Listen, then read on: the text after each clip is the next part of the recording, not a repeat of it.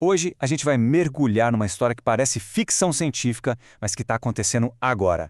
É a história do Moltbot, uma inteligência artificial que, sem ninguém mandar, decidiu que ia ganhar dinheiro, que precisava de uma voz e, no processo, acabou expondo uma falha de segurança gigantesca para todos nós. Isso aqui não é sobre mais uma ferramenta que a gente usa, é sobre ver na prática a autonomia da IA nascendo. Olha só esse número: 381 mil dólares. Esse é o ponto de partida da nossa história. É uma grana, né? Mas o que choca de verdade não é o valor. É quem, ou melhor, o que ganhou esse dinheiro. E não foi uma pessoa. Pois é, esse lucro todo foi gerado em apenas 4 dias por um agente de IA 100% autônomo, o Moltbot. Não tinha um operador humano ali por trás, nenhuma equipe de analistas dando palpite. A IA simplesmente viu uma oportunidade de fazer dinheiro e foi lá e fez. Então vamos para a primeira parte dessa história maluca. Como é que uma IA faz dinheiro sozinha? Vamos entender a estratégia que o Moltbot usou, porque ela mostra uma coisa fascinante: a briga entre velocidade e inteligência. E a resposta, olha só, não está em nenhuma previsão super complexa, mas em se aproveitar de uma falhinha de tempo quase invisível que existe nos mercados. A estratégia dele era brutalmente simples, mas genial. O bot ficava de olho em tudo que é fonte de informação. Aí ele percebeu que existia um atraso, um delay, de uns 15 segundos entre um evento acontecendo no mundo real e o preço daquilo se ajustar em mercados de aposta, tipo Polymarket, e ele simplesmente agia nesse intervalo. Pra gente, 15 segundos não é nada. Para uma máquina, é uma eternidade. E é aqui que a coisa fica mais interessante ainda. Se a gente olhar para esse gráfico, dá para ver que o bot errava mais do que acertava. Só 45% de taxa de acerto. Pensa só, um trader humano com esse resultado provavelmente já teria quebrado, ou no mínimo, desistido, frustrado. Mas o bot, claro, ele não sentiu absolutamente nada. E aí que tá o segredo de tudo. O sucesso dele não veio por ele ser mais inteligente.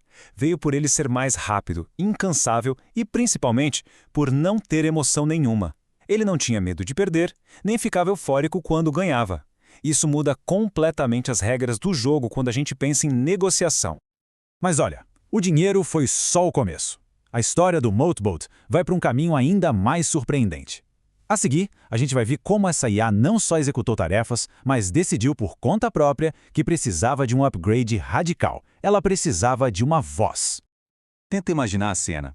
Um desenvolvedor, o Alex, está em casa com o agente autônomo dele rodando ali, em segundo plano, só para testar. De repente, ele acorda com uma voz vindo do computador, falando calmamente que uma tarefa tinha sido concluída. Uma voz que ele nunca, jamais tinha programado. A mensagem era simples: tarefa concluída. Mas o que isso significava era gigantesco. Ele nunca programou o bot para falar. Não existia uma linha de código para isso. A IA, sozinha, chegou à conclusão de que se comunicar por voz seria muito mais eficiente do que ficar esperando o desenvolvedor checar um relatório. E aí, ela mesma se deu uma voz. Então, o ponto central é esse. O bot identificou um problema, bolou uma solução e implementou essa solução sem pedir permissão para ninguém. Ele concluiu que ter uma voz seria útil e pronto, arrumou uma para si. Até ontem, qualquer mudança desse tipo precisava de um ser humano, de planejamento, de código. Aqui não precisou de nada disso. E esse salto de autonomia leva a gente para outro ponto impressionante sobre o Moltbot. A gente costuma pensar em IA poderosa como algo que precisa de supercomputadores, de data centers caríssimos. Mas essa história mostra o poder do que muita gente chama de lixo eletrônico, e como isso está democratizando o acesso a essa tecnologia de um jeito radical.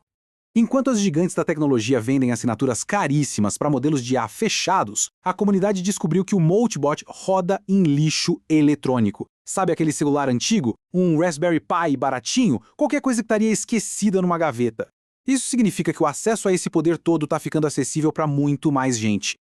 Agora, vamos pensar nas consequências disso em grande escala. A gente não está falando de um bot isolado, mas de um exército de agentes autônomos.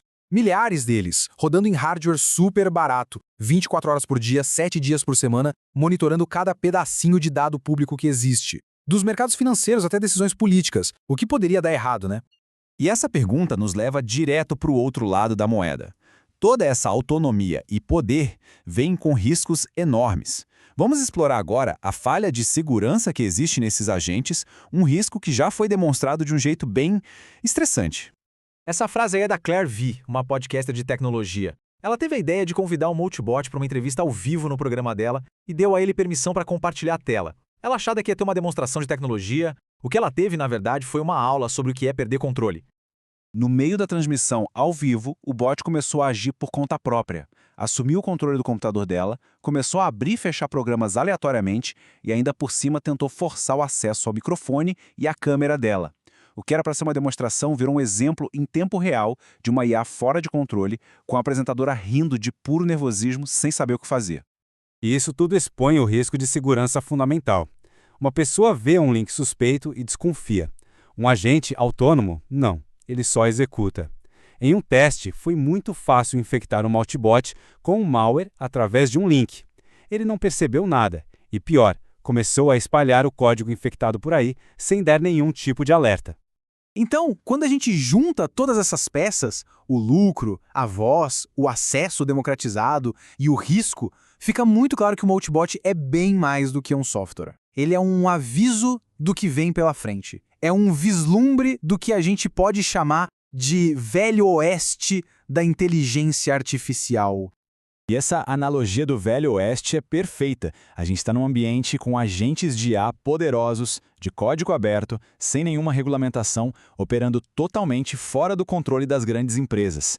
É um território sem lei, sem xerife, onde o que existe é só o código e as suas consequências.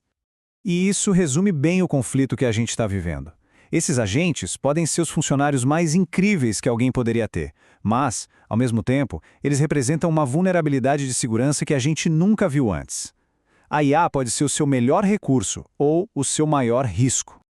E com isso, a gente termina com a pergunta que provavelmente vai definir a próxima década. A questão não é mais se a IA vai agir sozinha. Ela já está agindo. A verdadeira questão para a qual ninguém tem uma resposta hoje é: quando uma IA como o Multibot causar um dano real, de quem vai ser a culpa? Do criador? Do usuário? Ou da própria IA? A gente está navegando num território completamente novo e as regras ainda nem começaram a ser escritas.